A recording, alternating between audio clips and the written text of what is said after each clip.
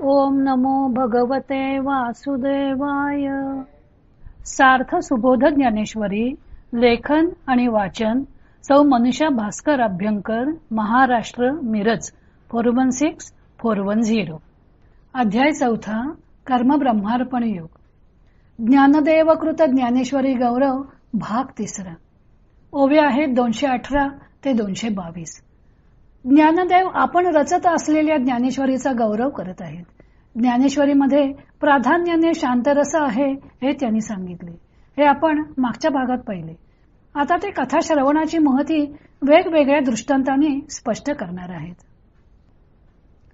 जेथ साहित्य आणि शांती हे रेखा दिसे बोलती, जैसी लावण्य गुण कुळवती आणि पतिव्रता. ज्याप्रमाणे एखादी स्त्री रूप, गुण आणि कुल यांनी युक्त आणि शिवाय पतिव्रता असावी, त्याप्रमाणे या बोलण्याच्या मर्यादेत शांतीला म्हणजे शांतरसाला अलंकाराची जोड दिलेली दिसेल. आधीची साखर आवडे आणि त्याची जरी ओखदी जोडे, तरी सेवावी कान कोडे नावा नाव. आधीच साखर प्रिय आणि त्यात जर ती औषध म्हणून मिळाली, तर मग आनंदाने तिचे वारंवार सेवन का न करावे. सहजे मलया निलू मंदू सुगंधू, तया अमृताचा होय स्वादू, आणि तेथेची जोडे नादू जरी दैवगत्या.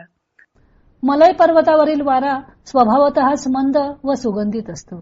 त्यातच जर त्याला अमृतासारखी गोडी प्राप्त झाली व दैवयोगाने त्याच्या ठिकाणीच सुस्वर उत्पन्न होईल, तरी स्पर्शे सर्वांगे निववी, स्वादे जिव्हे ते नाचवी, तेवीची काना करवी म्हणवी बापू माझा. तर तो आपल्या स्पर्शाने शरीर शांत करील, आपल्या गोडीने जिभेला नाचविल, त्याचप्रमाणे कानांकडून वाहवा मिळवेल. तैसे कथेचे इये ऐकणे, एक श्रवणासी होय पारणे, आणि संसार दुःख मूळवणे विकृती विणे. तसेच या कथेच्या श्रवणाने होणार आहे. एक तर कानांचे पारणे फिटेल आणि दुसरे अनायासे संसार दुःखाचे समूळ उच्चाटन होईल. नवरसाने युक्त अशा या काव्यात मुख्यत्वे करून शांतरस आहे हे ज्ञानदेवाने आवर्जून सांगितलेले आहे. ज्ञानेश्वरीमध्ये साहित्य संबंधी विचार, मराठी भाषेचा अभिनिवेश, श्रवणाचे महत्व, ज्ञानेश्वरी ग्रंथ वाचनाचे फळ असे अनेक विषय मधून मधून आलेले आहेत. आणि नाना उपमानी आणि अलंकाराने त्यांनी त्याचे महत्व अधोरेखित केलेले आहे. ज्याच्यावरून 8ही रस ओवाळून टाकावेत असा शांतरस या ग्रंथाचा स्थायी भाव आहे.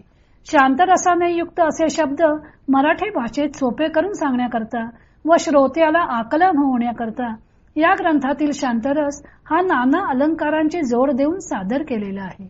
इथे साहित्य आणि शांती यांचा संबंध सांगताना त्यांनी पतिव्रता, साखर आणि मलय पर्वतावरील वारा यांचे दृष्टांत दिलेले आहेत.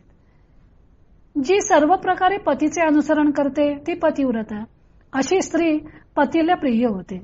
तसेच अशी स्त्री ही पतिव्रता स्त्री ही स्त्री समाजाचे भूषणही आहे. आणि त्यातही ती जर सौंदर्य व इतर गुणांनी संपन्न असेल तर तिच्या श्रेष्ठत्वाला पारावर राहणार नाही. ती पतीला प्रिय तर होईलच, पण समाजाला सुद्धा तिचे वागणे आदर्शवत होईल. तसेच शांतरस हा सर्व रसामध्ये श्रेष्ठ आहेच, पण ज्ञानेश्वरीत तो नाना अलंकारांची जोड देऊन गुंफलेला आहे असे ज्ञानदेव सांगत आहेत. अलंकारामुळे जसे स्त्रीचे सौंदर्य वाढते ना, तसंच भाषेतील अलंकाराने या शब्दांचं सौंदर्य वाढवलेलं आहे. त्यामुळे ते शब्द श्रोत्याला आकर्षित करतात. दुसरा दृष्टांत आहे साखरेचा. साखर आपल्या गोडीमुळे सगळ्यांना प्रिय वाटते, तर औषध आपल्या कडू चवीमुळे सगळ्यांना अप्रिय वाटते. पण एखाद्या रोगात औषध म्हणून जर साखरच मिळाली तर ते औषध रोगी मोठ्या आवडीने घेईल. तसेच ज्ञानेश्वरीत सांगितलेले आहे ते तत्वज्ञान आहे. पण जर त्या काळच्या पद्धतीप्रमाणे ज्ञानदेवानी हा ग्रंथ खंडन मंडनात्मक पद्धतीने लिहिला असता तर तो वृक्ष झाला असता. असे ग्रंथ पंडिती थाटाचे ग्रंथ मानून सर्वसामान्य मनुष्य त्या तत्वज्ञानाला दुरावला असता. आणि ज्ञानदेवांची तर प्रतिज्ञाच आहे की आपण सांगत असलेला ग्रंथ बाल, स्त्री, शूद्र सर्वांनाच आवडावा.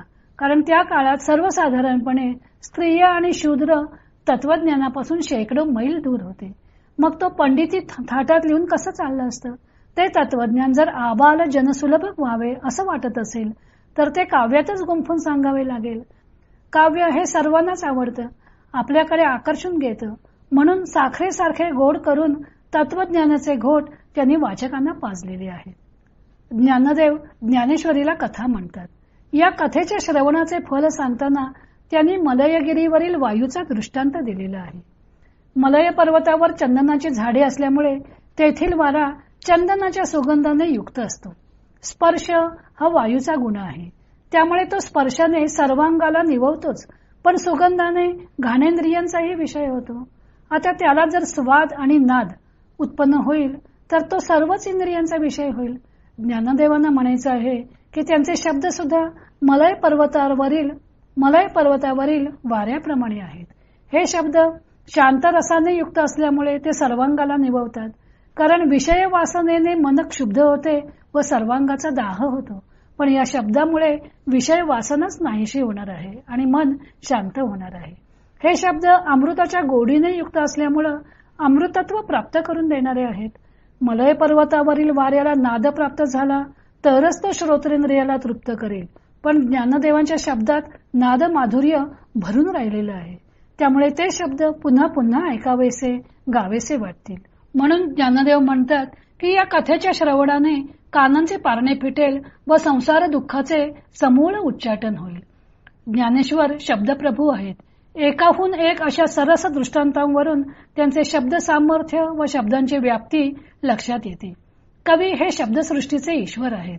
एक सुभाषितकार म्हणतो, अपारे काव्य संसारे कविरेक प्रजापतीही यथास्मै विरोचते विश्वम तथा वै परिवर्तते. अथांग अशा या काव्यरूपी विश्वामध्ये कवी हाच ब्रह्मदेव आहे, कारण त्याला हे काव्य विश्व जसे आवडते तसे तो बदलतो. आपल्याला या सुभाषिताचा प्रत्यय येथे मलय वायूच्या उदाहरणात घेता येतो. वारा फक्त स्पर्शाची अथवा सुगंधाची जाणीव देईल, पण ज्ञानदेवांचा मलय वायू अमृतासारखा गोड व सुरेल संगीतानेही युक्त आहे. ज्ञानदेवांनी त्याच्याकडे नाद आणि स्वाद यांचीही कल्पना केलेली आहे आणि आपल्या शब्दांचे सर्व इंद्रियांना तोषवण्याचे सामर्थ्य स्पष्ट केलेले आहे. कवी आपल्याला काव्यविश्व हवे तसे बदलतो याचा प्रत्यय आपल्याला ज्ञानेश्वरी ठायी ठायी येणारच आहे. एकाच उपमानाकडे म्हणजे ज्याची उपमा द्यायची त्याच्याकडे ज्ञानदेव किती विविध अंगाने पाहतात ते अभ्यासण्यासारखं आहे. एखादा समर्पक दृष्टांत नाही मिळाला तरी त्यांची मती कुंठित होत नाही. ते आपल्या प्रतिभेने त्यातील कमतरता भरून करतात, परंतु त्यांच्या शब्दांची व्याप्ती ज्या प्रतिभेने त्यांनी व्यक्त केलेली आहे ते पाहून आपली मती मात्र कुंठित होते, हे मात्र खरं.